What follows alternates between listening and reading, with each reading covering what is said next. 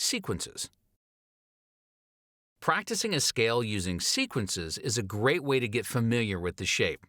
Doing this will help you to get the notes in your muscle memory.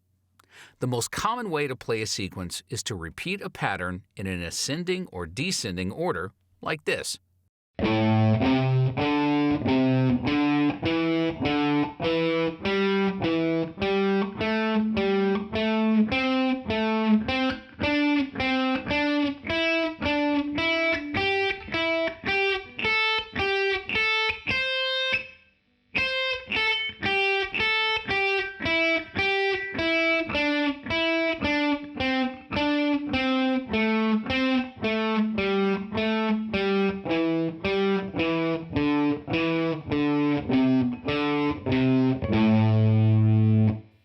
This might sound a bit more complex than it is. You're actually just repeating the pattern, but starting each repetition from the next note in the shape.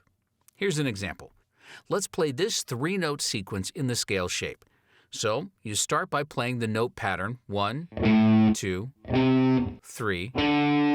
Then play that exact same pattern starting from the second note in the scale, and you get 2, 3, 4, followed by 3, 4, 5, and there you have a sequence. A sequence can be played in an ascending order like this, or a descending order like this. This makes practicing scales a bit more challenging, but also a lot more interesting.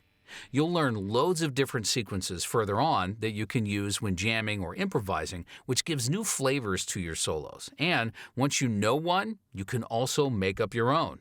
In the following lessons, we'll focus on practicing one sequence in the scale shape and also add some bends to make it a bit more interesting.